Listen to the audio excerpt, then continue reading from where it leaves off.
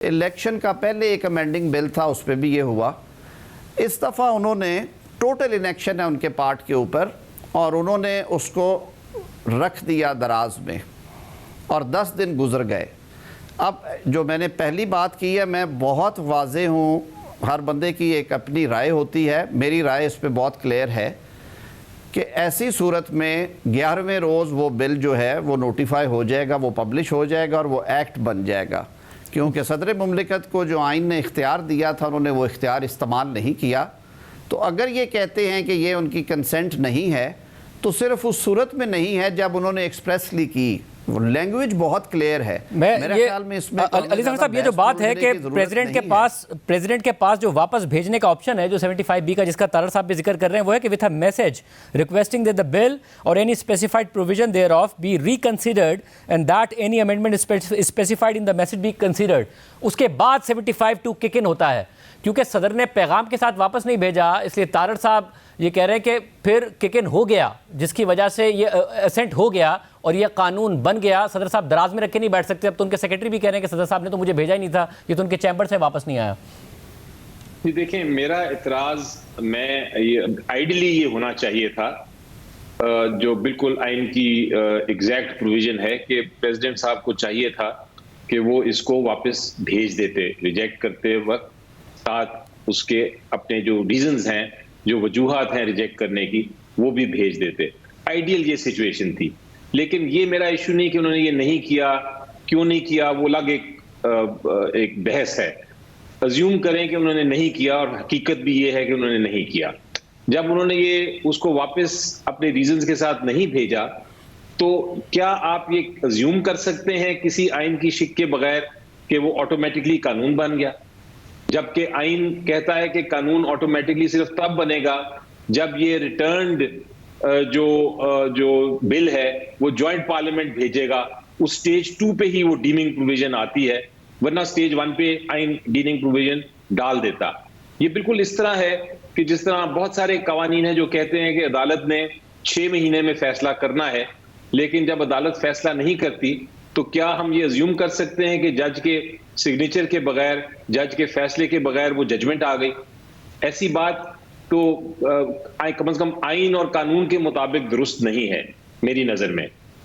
बड़ा वाजे सिचुएशन है कि प्रेसिडेंट साहब ने वापस नहीं भेजा, उन्होंने साइन भी नहीं किया।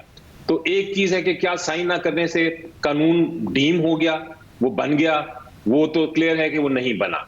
अब उन्होंने वापस नहीं भेजा, ये उनकी शायद गलती है। क्या वजह थी? उनकी एडमिनिस्ट्रेशन ने नहीं भेजा, उनके स्टाफ ने नहीं भेजा, उन्होंने नहीं भेजा।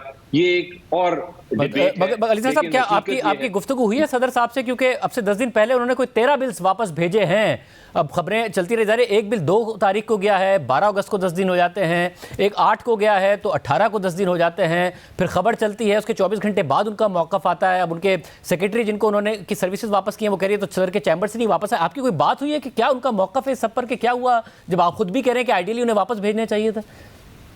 जी नहीं, मेरी बात नहीं हुई, लेकिन वो अपना मौक़िफ़ जरूर पेश करेंगे।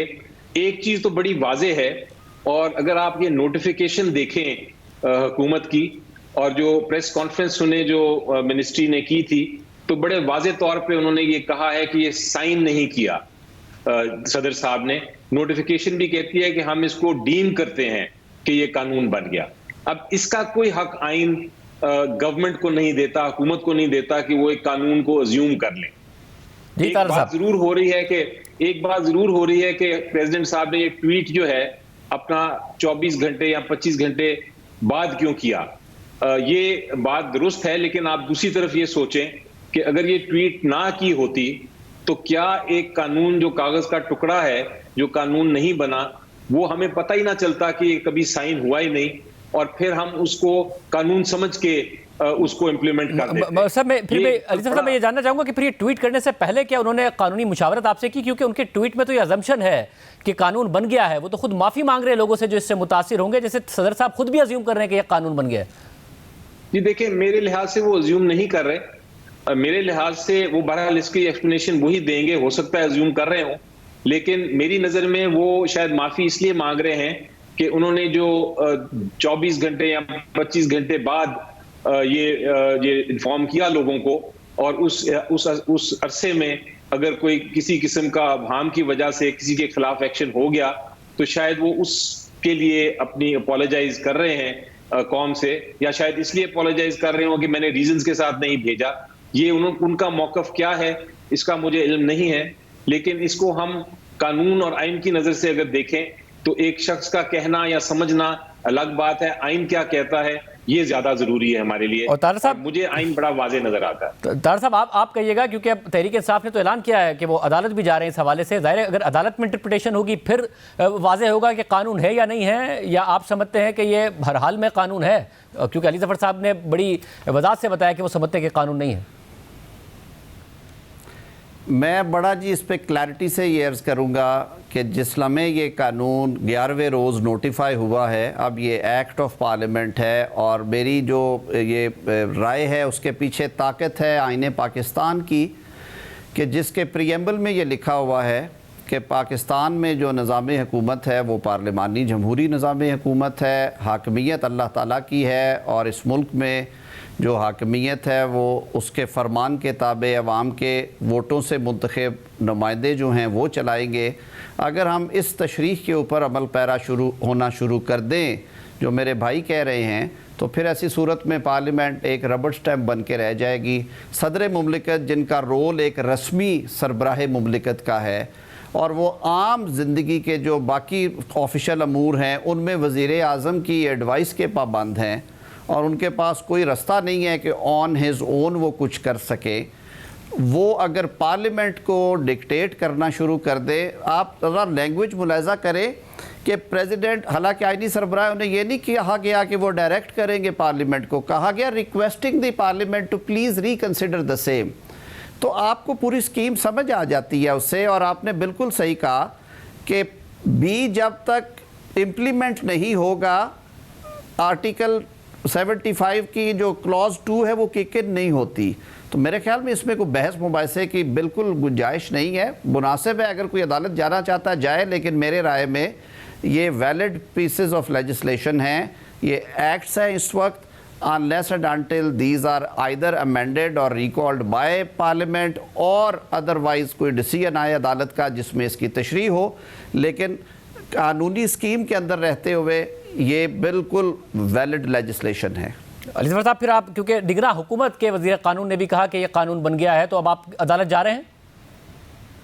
जी बिल्कुल, देखें, अदालत एक पॉलिटिकल जमात भी जा सकती है, कोई जो शख्स इफेक्ट हो रहा है जिसपे ये कानून, बल्कि कानून का कागज का टुकड़ा जो है ये इम्प्लीमेंट कराने की कोशिश हो रही है, वो भी जा सकते हैं। और मेरा ख्याल है पब्लिक इंटरेस्ट लिटिगेशन में भी ये ले जाया जा सकता है, क्योंकि ये जो कानून है इसका इम्पैक्ट पूरे पब्लिक पे भी होता है। तारिक साहब ने बड़ी अच्छी बातें की, उन्होंने आइन की बात की, उन्होंने कहा ये रिप्रेजेंटेटिव हुकूमत है। काश जब ये सुप्रीम कोर्ट का फैसला आया था और जो आइन कहता है कि 90 दिन में आपने पंजाब और KP में इलेक्शन भी कराना है, काश ये स्पिरिट जो है, जब हुकूमत में ये हुकूमत थी, काश ये स्पिरिट, आइन की स्पिरिट को इम्प्लीमेंट किया जाता, उसको नाफिज किया जाता, सुप्रीम कोर्ट के ऑर्डर्स की डिफाइंस या उसकी कॉन्ट्रडिक्शन या उसकी खिलाफ वर्जी ना की जाती। तो ये बात अब तो बहुत अच्छी लगती है कि आइन की पासदारी होनी चाहिए, लेकिन जब इलेक्शन की बात आई थी तो, और कॉन्स्टिट्यूशन जब 90 दिन के इलेक्शन की बात करता था, तो उस वक्त क्यों नहीं इम्प्लीमेंट हुआ, ये समझ से बाहर है। बहरहाल वो डिबेट मुख्तलिफ है। फिलहाल इस आइन की जो बात कर रहे हैं आर्टिकल 75 की, मेरा ख्याल है बिल्कुल वाज़ेह है। और जिस तरह मैंने पहले भी जिक्र किया, काफ़ी बार आपके प्रोग्राम पे भी कहा कि जब एक, मेरी नज़र में एक कानून जो है वो आइन के इतना क्लियरली खिलाफ हो, तो फिर सुप्रीम कोर्ट या अदालतें जो हैं वो उसी को आइन के मुताबिक फिर फैसला करती हैं। और आइन के मुताबिक यही फैसला नजर आ रहा है मुझे अदालतों की तरफ से कि ये कानून नहीं बना, ये कानून नाफिज नहीं हो सकता जब तक जॉइंट पार्लियामेंट इसको कंसिडर ना करे और वापस ना भेजे प्रेसिडेंट साहब के पास। तब बेशक डीमिंग प्रोविजन आ सकती है,